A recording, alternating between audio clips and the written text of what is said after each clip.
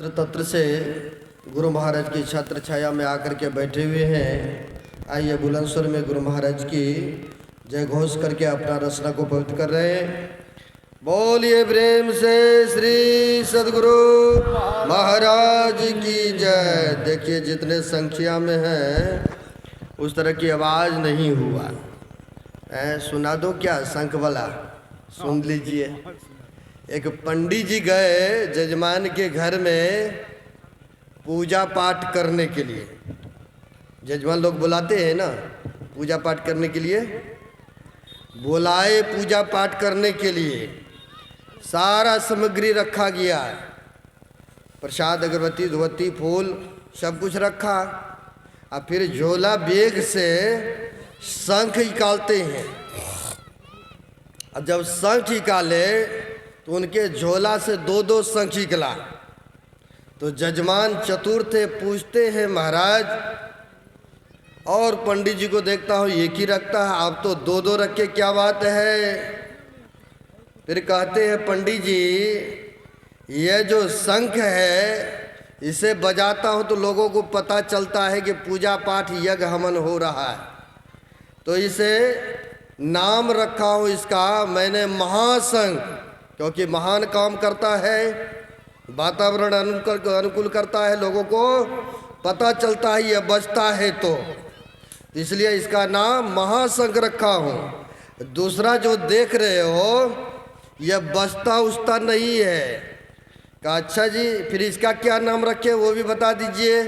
कहा इसका हरा शंख नाम रखा हूँ। हम लोग तो बज रहे हैं ना, हम लोगों को हरा शंख नहीं बनना है ना, महाशंख बनना है।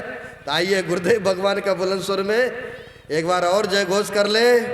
बोलिए प्रेम से श्री सदगुरु महाराज की जय। अखंड मंडलाकारं व्याप्तं येन चराचरं तत्पदं दर्शितं येन तस्मै श्री गुरवे नमः।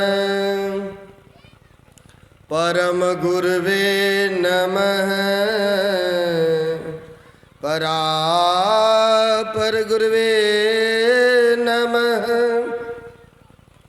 परमात्मा गुरवे नमः, आत्मा गुरवे नमः।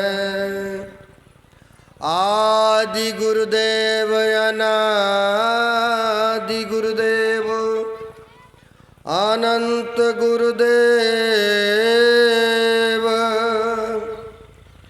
अखिल गुरुदेव चरण गुरुदेव शरण गुरुदेव। श्री गुरु महाराज चरणारविंदो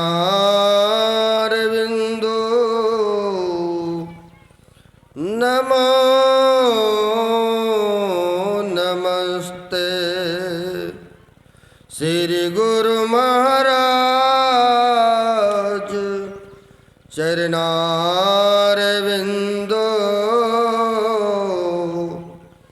नमो नमस्ते।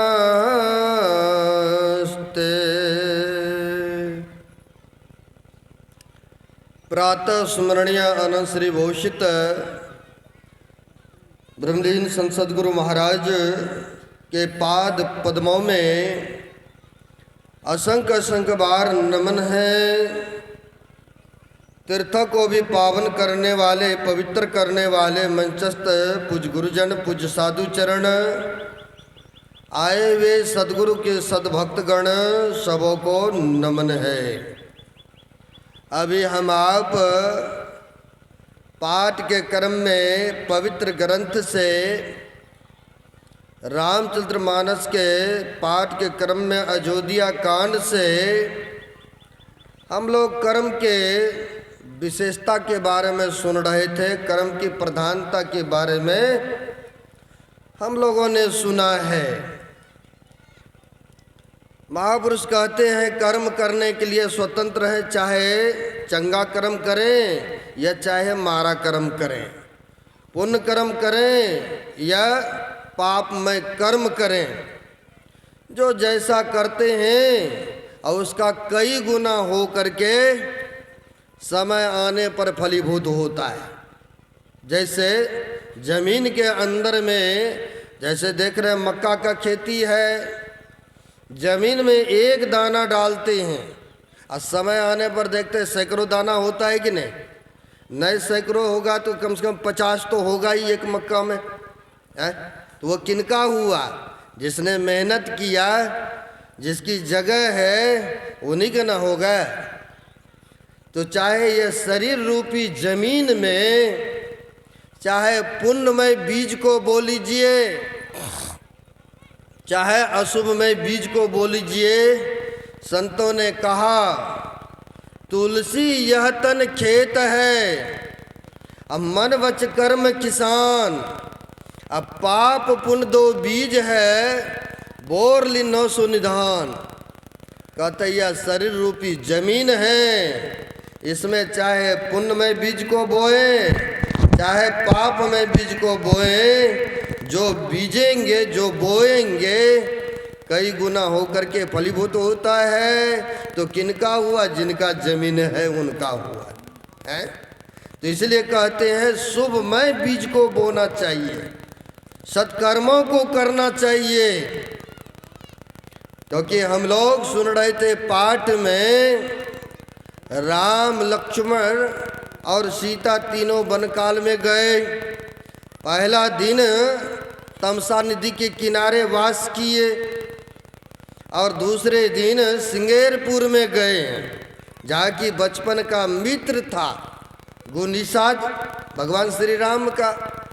जब उनको पता चला तो बहुत सारे साथियों के साथ आते हैं, आग्रह करते हैं, प्रभु आपको बेशक अयोध्या से निकाल दिया है वनवास में, लेकिन आप चले हमारे राजभवन में और आप वहीं पर सुखपूर्वक जीवन व्यतीत करेंगे, रहेंगे।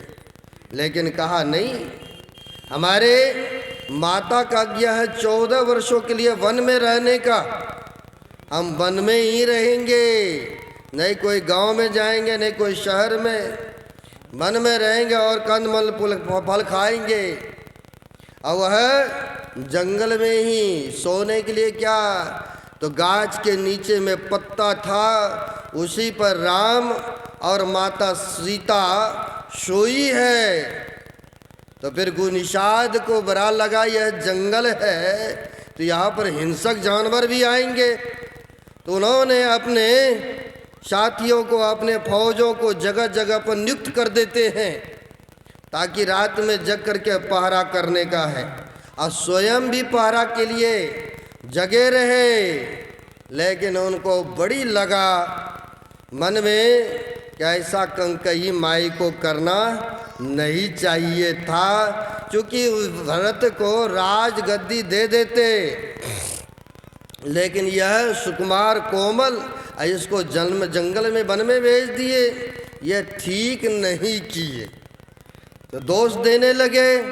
फिर लक्ष्मण भैया कहते हैं मधुर वाणी से, बोले लखन मधुर मृदवाणी, ज्ञान वैराग भक्ति रस सानी, काहुन को सुख दुख कर दाता, निज कृत कर्म सुनहु भोग भ्राता। कहते कोई किसी को दुख और सुख देने वाला नहीं है, सबको अपने ही कर्मों का फल है। आप कहेंगे भगवान विष्णु का अवतार थे राम, और उनसे कौन सा ऐसा कर्म बना था जो कि उनको भी कर्म नहीं छोड़ा, उनको भी भुगतना पड़ा। अब आपको झलक दिखा रहा हो, बाबा नारद का श्राप मिला था, बाबा नारद का श्राप मिला था। विष्णुमुनि को देखा नारद बाबा ने, चले गए विष्णु भगवान से, कहा अपना प्रभु सुंदर आप रूप दे दीजिए, ज़्यादा दिन के लिए नहीं, एक दिन के लिए है मांगा था। कहा जिसमें तुम्हारा भला हो। हम आप जानते हैं शरीर तो सुंदर दिया लेकिन मुंह बंदर का दे दिया। क्यों? क्योंकि यह माया के जाल में न अटक जाए, इसलिए ना। इसी कारण से सुंदर शरीर दिया लेकिन मुंह बंदर का दिया। वह विश्वमोहिनी विसुंदरी ने भगवान विष्णु को ही गले में माला पहनाई। जब इनको बताया गया कि अपना मुंह तो देखिए क्या हाल है, इसी कारण से आपको गले में माला नहीं पहना। जब पानी में परछाई में देखते हैं तो मुंह बंदर का से दौड़ के गए। क्रोध में थे, व्याकुल थे, अंदर से व्यग्र थे। दौड़ के जाते हैं और कहते हैं कि प्रभु आपने अच्छा नहीं किए हमारे साथ। यह शरीर सुंदर और मुंह बंदर का, जाइए हम भी श्राप देते यही बंदर आपको एक समय सहायता करेंगे। आपको पता है भालू बंदर ही तो सहायता की है ना। सेतु बांध पर पुल बांधे, लंका में गए और कहा जैसे हम अभी स्त्रियों के लिए व्याकुल व्यग्र हो रहे हैं, एक समय आएंगे आप भी ऐसे व्याकुल होंगे और यही बंदर भालू आपको मुँह वाला आपको सहायता भी करेंगे। वह कर्म बना था, वह कर्म पीछा करता आया, उनको भुगतना पड़ा। और भी चलेंगे इससे पीछे चलेंगे तो हम लोग जानते हैं राजा दशरथ शिकार खेलते थे। पहले के राजा लोग शिकार जंगलों में जा खेलते थे और जंगल में जब गए शिकार खेलने तो आज्ञाकारी पुत्र श्रवण कुमार अपने वृद्ध माता पिता को तीर्थों में ले जाया करते थे, मंदिरों में ले जाया करते थे। लेकर के जा रहे थे, जंगल होकर के था रास्ता, गर्मी का मौसम, प्यास लगते हैं और कहते हैं पुत्र हमें जल की आवश्यकता है, जल ले आओ कहीं से पीना है। श्रवण गए हैं जल लाने, और जब जल लाने गए तो गर्मी से भर रहे थे पानी जैसे नदी में। राजा दशरथ गए थे शिकार खेलने और राजा दशरथ ने आवाज़ सुनते कि लगता है कोई जानवर पानी पी रहे हैं। आप जानते हैं, अब लगा कि पानी पी रहे हैं। शब्द भेदी बाण चलाना जानते थे। क्या करते हैं, राजा दशरथ वहीं से बाण छोड़ देते हैं और जैसे श्रवण को बाण लगते हैं सीने में तो वह मनुष्य के आवाज़ में रोते हैं, चिल्लाते हैं। दौड़ करके आते हैं राजा दशरथ, कहा है मेरे हाथों से ऐसे सेवादार ऐसे आज्ञाकारी पुत्र को हत्या कर दिए, धिकार है। क्योंकि देवता भी राजा दशरथ से सहायता मांगते थे, ऐसे पराक्रमी वह थे, बड़ी युद्ध में कुशल थे। और ऐसे राजा दशरथ के हाथों से श्रवण कुमार की मृत्यु कहिए हो गए। अब होने के उपरांत अब वहाँ पर कहा श्रवण कुमार ने हमारी तो जो होना था हो ही गए, हमारे वृद्ध माता पिता है, आप जल पिला दीजिए। लेकिन लेके तो गए जल, लेकिन जल कहा पुत्र इतना विलम्ब क्यों हुआ, क्यों तू इतना लेट किया बताओ। लेकिन डर के मारे बोल नहीं रहे हैं। राजा दशरथ तो उनके माता पिता कहते हैं पुत्र जब तक तुम बोलोगे नहीं तब तक हम जल भी नहीं पिएंगे। बोलो बताओ, अब तो बताना पड़ेगा ना, है क्योंकि कह रहे जल नहीं पिएंगे, अब तो बोलना पड़ेगा कि कौन है हम। राजा दशरथ है कि श्रवण है, अब बोलना पड़ा वहाँ पर। कहा आपके पुत्र हमारे बाणों से हमारे हाथों से मारे चले गए, कृपया आप जल पीजिए। तब कहा आप कौन, तो मैं राजा दशरथ, जल ग्रहण नहीं किए। श्रवण कुमार के माता पिता ने शराप दे देते हैं कि जैसे हम पुत्र के वियोग में, क्योंकि हमारा वही पुत्र था, उसी की सहारा में जी रहा था, लेकिन जैसे हम पुत्र के वियोग में अपना शरीर का परित्याग कर रहा हूँ, एक समय आएंगे तुम्हें भी पुत्र के वियोग में शरीर का परित्याग करना पड़ेगा। जब राम भगवान वनवास गए हैं, हाय राम कह करके नहीं, शरीर का त्याग किए है ना राजा दशरथ ने, या यूं कहिए उसका भी कर्म बना हुआ था। इसलिए कहते हैं कर्म प्रधान विस्करी राखा, और जो जस करी तस फल चाखा। चलिए, वो तो राजा दशरथ ने ऐसा किया था तो उसको मिला है, लेकिन हम लोग भी तो कर्म भोगी हैं। हम लोग भी तो कुछ कर्म करते हैं, कुछ शुभ कर्म, कुछ अशुभ में कर्म, कुछ पाप में कर्म, कुछ पुण्य में कर्म। लेकिन पुण्य का तो सुखद फल भोगना चाहते हैं, दुख कर कोई बहुत फल भोगना चाहते हैं? कोई भी प्राणी, कोई भी व्यक्ति नहीं भोगना चाहते हैं। लेकिन करे बुराई सुख चाहे, कैसे पावे को, और रोपे पेड़ बबूल के आम कहाते हो। ऐसा भी महापुरुष बताते हैं। जीवन में ऐसे अशुभ कर्मों को किए हैं, पाप में कर्म बना है, और चाहते हैं वह दुख कर कर्मों को नहीं भोगना पड़े। कोई भी पसंद नहीं करते हैं। अगर नहीं भुगतना पड़े, इन दुखों कलेशों को नरक में नहीं जाना चाहते हैं, तो वेद उपनिषद कहते हैं क्या करना पड़ेगा? इसके लिए संतों के चरण में, शरण में जाना पड़ेगा। कहा बहुत हत्या हुई है, ब्राह्मणों को मारे हैं, गायों को वध किए हैं, या भ्रूण हत्या हुआ है। इन बड़े बड़े पापों से अगर बचना चाहते हैं व्यक्ति, तो वेद का उपदेश है।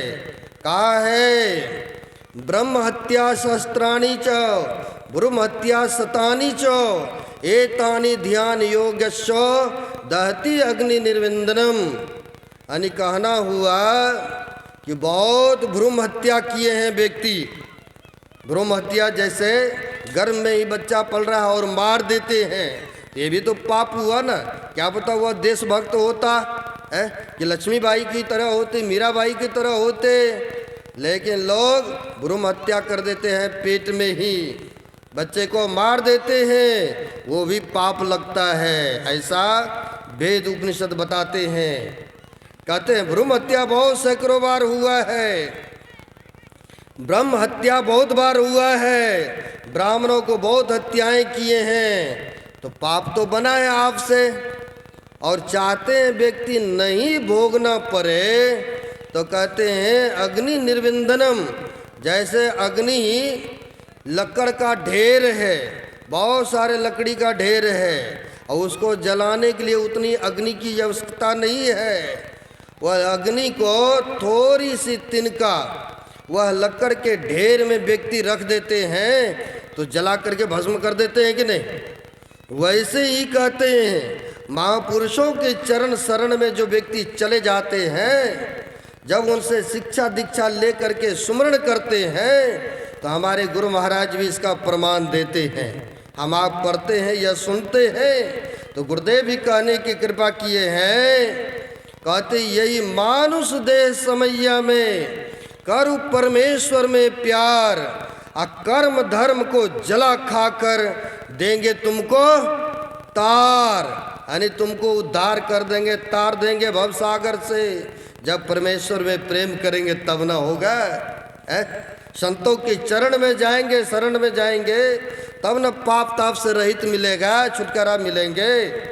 पंजाब में हो गए 10 गुरु, उनमें एक हरिकिशन देव जी महाराज हुए, बड़े उच्च कोटि के महापुरुष। जब वह परमचन फरमा रहे थे ऐसे, तो एक सकेत फाटक का कोई बड़े सेठ साहूकार थे, और वह सेठ साहूकार ऐसा था धनी मानी कि आश्रम में जो भी आवश्यकता पड़ते थे सारा वह खर्चा को पूरा करते थे, सब कुछ मेंटेनेंस करते थे। आए गए आश्रम में क्या लगना है, कैसे मकान बनना है, कैसे महापुरुषों के भोजन पानी होंगे, पूरी अर्पित समर्पित वह भक्त थे।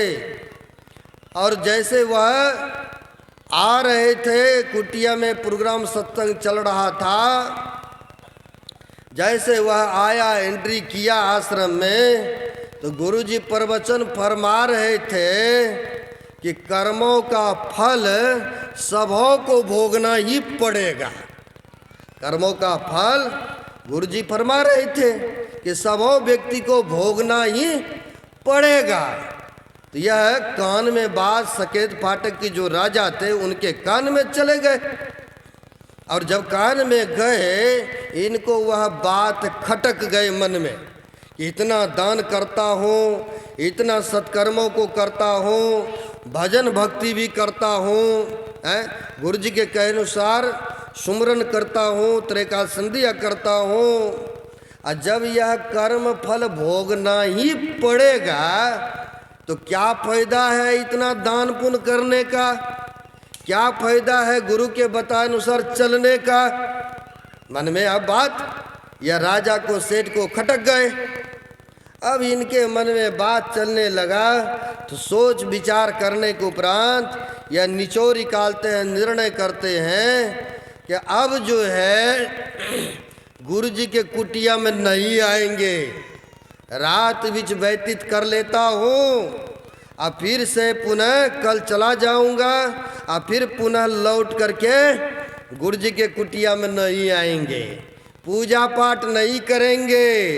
जब कर्मों का फल भोगना ही पड़ेगा, जब गुरु जी की कृपा हमारे ऊपर हो ही नहीं है, जब उनकी दया है ही नहीं, जब भोगना ही पड़ेगा तो हम स्वयं भोग लेंगे। इससे बढ़िया अब पूजा पाठ दान पुण्य करना बिल्कुल बंद कर देंगे। ऐसा सुना था गुरु जी के मुंह से कि कर्मों का फल सबको भोगना ही पड़ेगा, इसलिए उनको खटक गए दिमाग में बात। रात्रि होते हैं, भोजन करने के उपरांत रात्रि में सोते हैं, और सोने के उपरांत जो है स्वप्न में वह सेठ देखते क्या है कि हम घोड़े पर सवार होकर के जंगल होकर के जा रहे थे। अब पहले के राजा महाराजा क्या था, पालकी पर, रथ पर, घोड़ा पर, हाथी पर चलते थे।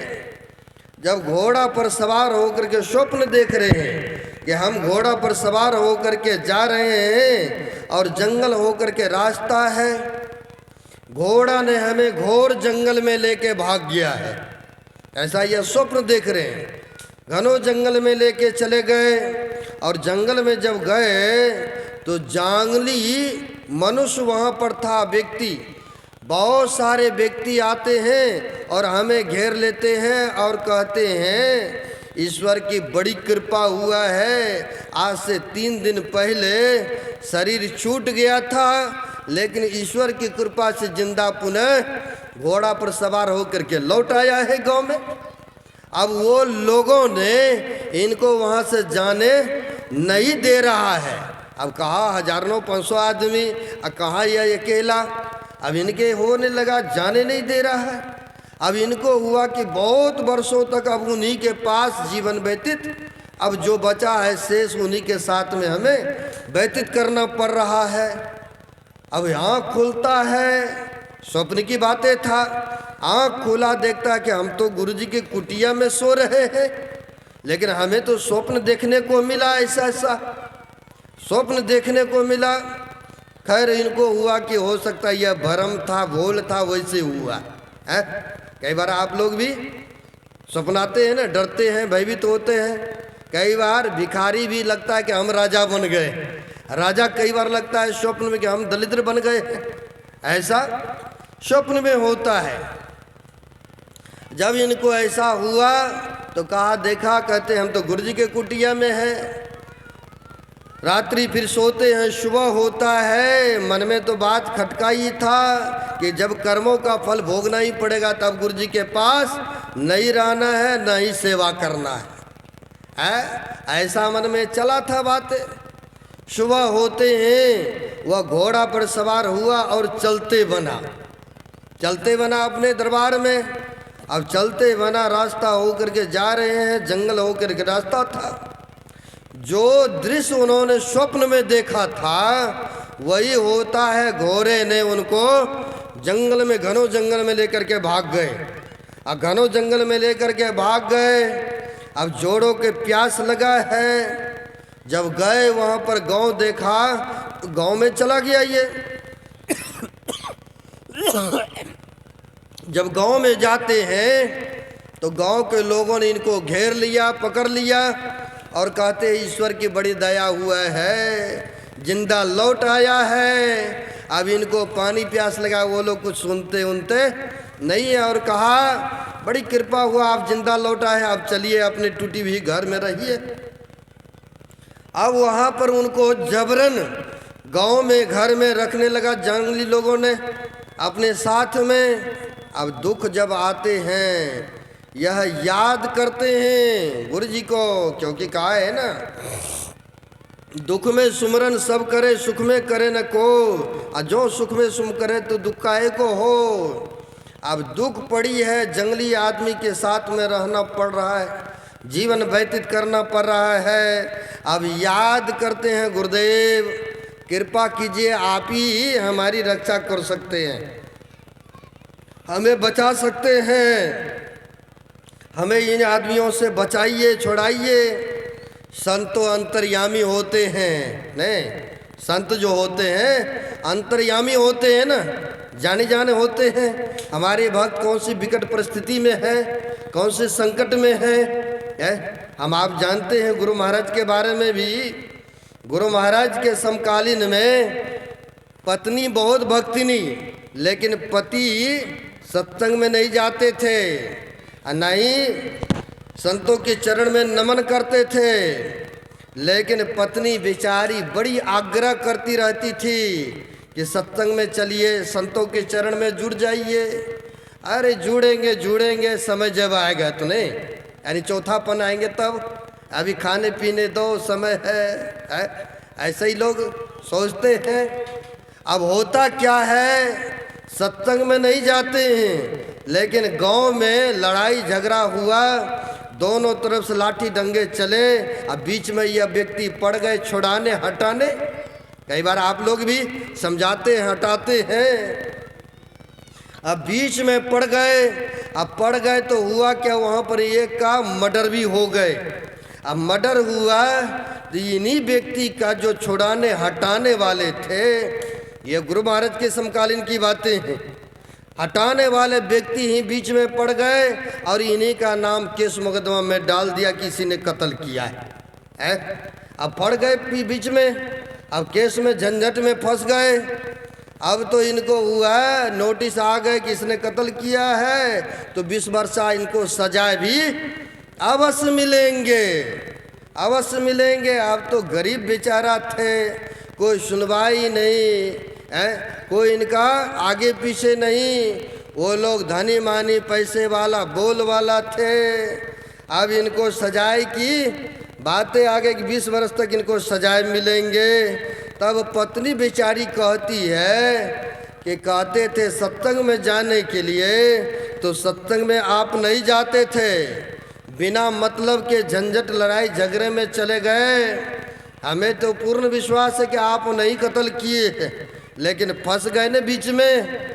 कम से कम अभी भी ये हमारे गुरु महाराज अंतर्यामी है, संत हैं, वो तो जानते हैं। आप एक बार कम से कम गुरु महाराज के पास में चले जाइए, कहाँ तो भागलपुर कुप्पा घाट चले जाइए। अब दुख पड़ा है तो याद तो दुख में भगवान का होता ही है ना। अब यह व्यक्ति आ गए कहाँ तो भागलपुर कुप्पा घाट गुरु महाराज के समकालीन में। वह व्यक्ति आते हैं, गुरु महाराज कुर्सी पर बैठे हुए थे। यह व्यक्ति आते हैं, गुरु महाराज को नमस्कार करते हैं, प्रणाम करते हैं। गुरु महाराज ने बड़े गौर से देखते हैं उनको। देखने के बाद अपने भक्तों से, अपने शिष्यों से कहा, इनका हाथ गोर बांध दो। तो अब हाथ गोर बांधने के लिए कहते हैं गुरु महाराज। अब गुरु महाराज ने कहा इसका हाथ गोर बांध दो। तो सेवक कहते गुरुदेव रस्सा नए है यहाँ पर, हजूर कैसे बांधेंगे। तो कहा नहीं है, व्यक्तों ने सोचा, शिष्यों ने सोचा कि ऐसे गुरु महाराज मखौल कर रहे हैं।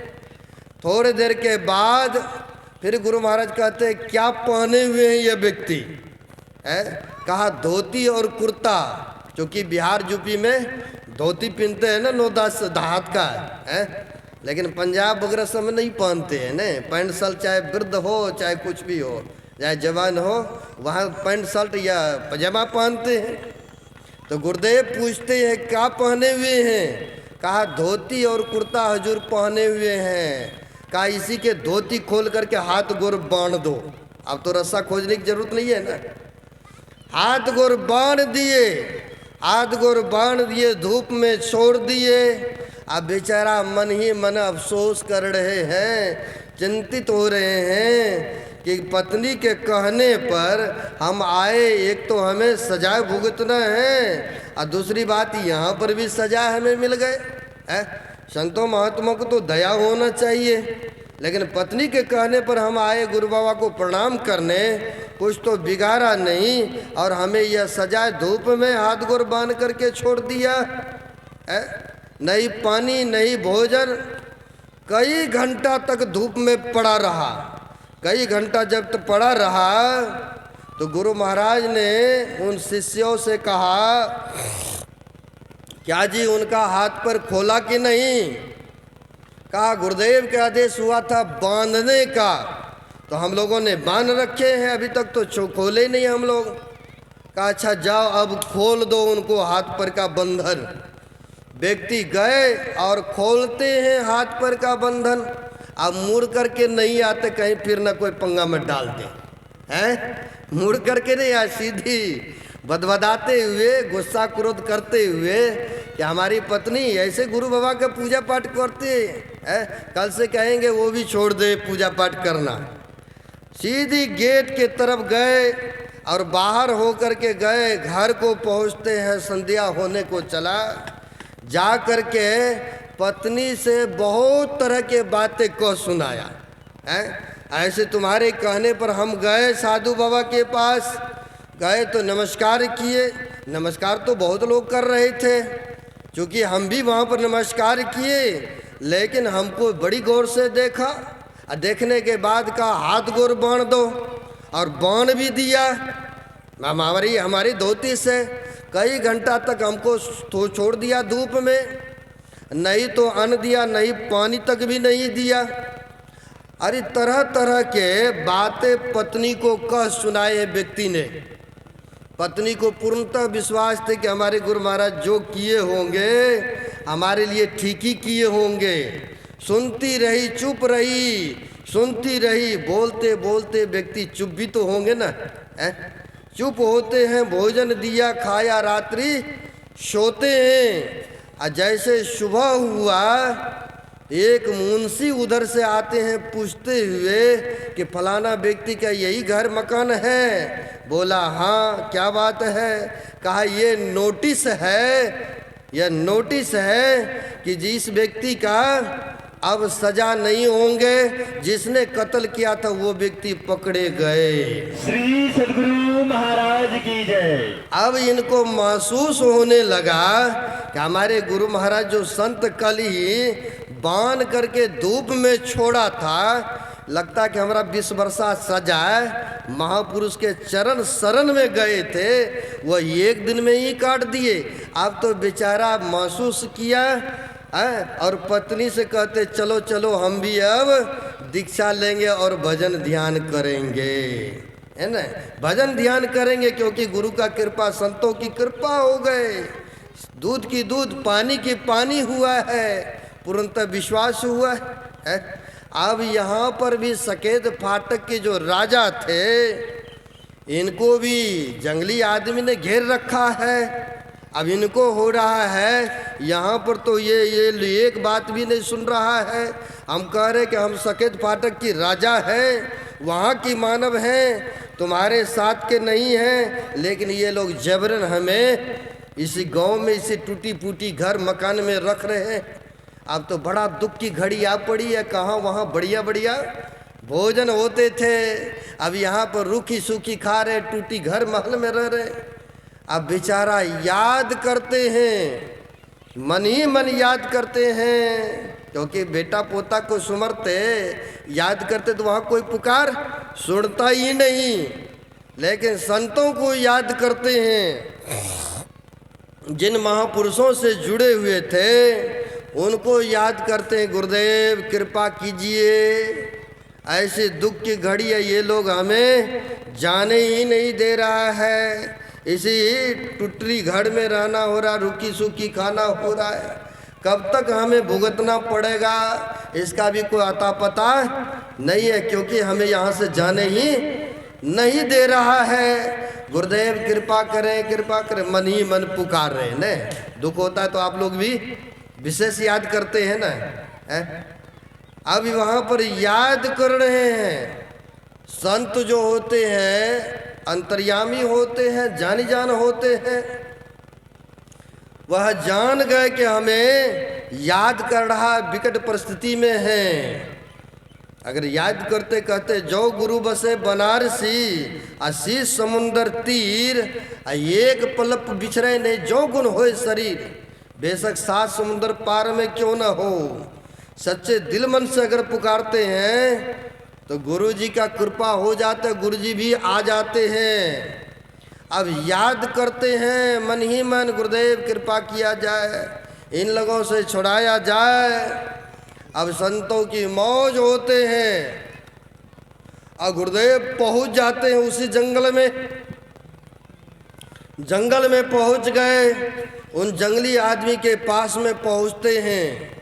अब पहुंचते हैं तब इनको हुआ सेठ को, अब कम से कम गुरुदेव आ गए हैं, लगता है हमें छोड़ा करके बचा के इन लोगों के पास से ले जाएंगे अपनी कुटिया या महल में, है। अब थोड़ा सा हुआ उनको, गुरुदेव देखिए कई दिनों से हमें ये लोग जाने ही नहीं देते हैं, पकड़ रखे हैं और कहते हैं कि ईश्वर की कृपा हुआ जिंदा लौट आया घोड़ा पर चढ़ करके। इनके गांव के लोग ना जाने कब मरा नहीं मरा क्या हुआ, और कहते जिंदा लौट आया, कहीं मरा हुआ व्यक्ति लौट आते हैं क्या, और ये लोग हमें जाने ही नहीं देते हैं। आप ही गुरुदेव इनको समझाइए बुझाइए बताइए, हैं? आप तो जानते हैं हम आपका शिष्य हैं, भगत हैं। कहा अब तुम मत घबराओ, अब तुम मत घबराओ, मत फिक्र करो, हम आ चुके हैं। अब देखिए संतों के कैसी कृपा होते हैं। कहा अब तुम मत घबराओ। उन लोगों की सभा लगी। सभा में गुरुदेव कहते हैं कि देखो जी ये हमारा शिष्य है, ये सकेत फाटक का सेठ है, क्योंकि तुम्हारे गांव का व्यक्ति नहीं है। कई बार क्या होता है एक ही शकल का 2 व्यक्ति मिलता जुलता होता है, तो वो लोग कहते नहीं नहीं ये हमारे ही गांव के हैं। 3 दिन पहले इनका शरीर छूटा था, लेकिन ईश्वर की कृपा से यह जिंदा घोड़ा पर चढ़ करके वहाँ से यहाँ आ गए हैं शरीर से, अब इसको जाने नहीं देंगे। कहा देखो भाई ये हमारा भक्त है, शिष्य है, तुम लोग नहीं मान रहे हो, अगर मैं सबूत के साथ दिखाऊं बताऊं तो कहा फिर मान जाएंगे। कहा अच्छा ये बताओ जो व्यक्ति का शरीर छूटा है, और शरीर छूटा है तो कहाँ उसको दफनाया है, ये भी तो होगा ना प्रमाण सबूत। कहाँ वो जा करके वहाँ पर जंगल में जमीन के अंदर में दफनाया हो। बोला ठीक है दफनाए, अगर शरीर वहाँ पर नहीं होगा तब हम इनको छोड़ देंगे तुम्हारे साथ जीवन पर्यटन। है तुम लोग कहते हो ना कि ईश्वर की कृपा हो, घोड़ा पर सवार होकर के लौट आया है, अगर वहाँ पर नहीं होगा वो शरीर फिर मैं छोड़ दूंगा तुम लोगों के साथ रहने के लिए, तब तो विश्वास होगा ना। कहा हाँ तब तो ठीक है, चलिए देखते हैं। अब गुरुजी ने सब व्यक्ति को ले गए जहाँ पर दफनाया था। शरीर की 3 ही गति होता, या तो जला देते हैं, या जल प्रवाह कर देते हैं, या जमीन के अंदर में डाल देते हैं। कहा चलो देखते हैं। जब गए वहाँ पर मिट्टी हटाते हैं, 3 दिन में ही तो गल उल तो नहीं जाएंगे ना, है? या 2 4 5 दिन में ही तो खत्म नहीं हो जाएंगे शरीर। अब वहाँ से मिट्टी हटाया जहाँ पर दफनाया था, तो मिट्टी जब हटाते तो वहाँ पर भी वह व्यक्ति प्रेजेंट में मिट्टी के तरह में दबा हुआ था। तब इन लोगों को हुआ कि वास्तव में ये आपका ही भगत है, शिष्य है, अब ले जा सकते हैं। हम लोगों को पूर्ण विश्वास हो गए कि यह व्यक्ति हमारा गांव का नहीं, लेकिन मिलता जुलता था, इसलिए हम लोगों ने घेर रखा था, पकड़ रखा था। अब ले जाइए आप। जब ले जाने की बात हुआ, गुरु जी के साथ यह सेठ चलने लगे। जाते जाते रास्ता में कहते हैं, गुरुदेव काश आप नहीं आए होते तो ना जाने हमें कितने वर्षों तक, कब तक इन लोगों के, जंगली लोगों के पास साथ में रहना होता है। लेकिन आपकी कृपा है, आपकी दया है, आपने हमें बचा लिए। तब गुरुजी ने भी कहा कि सेठ जी तुमने तो यही सोचा था ना, यही मन में तुम्हारी चल रहा था ना कि कर्म का फल हमें भोगना ही पड़ेगा, तो फिर हम क्यों दान करें, क्यों हम पूजा पाठ करें, क्यों इतना सेवा करें। भोगना तो पड़ा तुमको, लेकिन तुम हमारे सानिध्य था, हमारा सेवा किया था, भक्ति सुमरण किया था, लेकिन बहुत वर्षों तक तुम्हें उसके जाकर के जंगली आदमी के बीच में रहना था। लेकिन तुम मेरे चरण में, मेरे शरण में था, लेकिन मैंने थोड़े से भुगता करके, थोड़े काल उस जंगली आदमी के साथ में छोड़ करके वह जीवन पर्यटन का दुख भोगना तुम्हें हमने 1-2-4 दिन में ही खत्म कर दिया, 2-4 दिन में ही खत्म कर दिया। अगर तुम मेरे छत्र छाया में नहीं होते, मेरे चरण शरण में नहीं होते, तो ना जाने तुमको कितने वर्षों तक तुम्हें वही टुटली घर में रहना था और जंगली आदमी के साथ में रहना था और रूखी सूखी खाना था। अब देखिए, कहने का सारांश भाव हुआ, भोगना तो पड़ा, लेकिन कुछ ही दिन भोगना पड़ा ना, है कहाँ वर्षों रहना था। अगर किसी को ऑपरेशन करना होता है, यूं ही चीड़ा डॉक्टर लगाना फाड़ना प्रारंभ कर देंगे तो फाड़ने देंगे? कोई भी एक फुंसी को भी नहीं फाड़ने देंगे। तो पेट की चिरने की बात तो बात की रही, तो क्या करते हैं, सुन्न कर देते हैं, बेहोश कर देते हैं। फिर जब चीड़ा फाड़ा करते हैं, व्यक्ति को पता भी नहीं लगता है, नहीं चलता है। ऑपरेशन सब कर देते हैं, बाद में जाके पता चलता है ना। थोड़ा पीड़ा तो होगा क्योंकि कीड़ लगा, फाड़ा गया है, बाद में पता चलता है। भोगना तो पड़ा, लेकिन वैसे ही भोगना पड़ता जैसे बेहोश कर दिया। दुख तो भोगना पड़ेगा, लेकिन थोड़े काल भोगना पड़ता है ना व्यक्ति को, क्योंकि कर्म आपसे बना है, कुछ ना कुछ तो भोगना पड़ेगा। लेकिन संतों की चरण शरण में रहने के उपरांत बहुत विशाल दुख को भोगना था, थोड़ी से भोग करके मुक्त करा दिए। इसलिए कहा है महापुरुषों ने, कबीर संगत साध की साहब यावे याद, लेखा में सोई घड़ी बाकी दिन सब बर्बाद। कहते हैं कबीर दर्शन भरे भागे सो पाए, जो होवे सूली सजाए, कांटों पे टल जाए। भोगना तो पड़ा, एक कांटा तो चुभेगा क्योंकि आपसे कर्म तो बना है ना, लेकिन बहुत बड़ा कष्ट था, बहुत बड़ा दुख था। लेकिन संतों के दर्शन किए, चरण शरण में रहे, तो ये कंडा चुभा करके आपको उन दुखों से मुक्त कर दिए।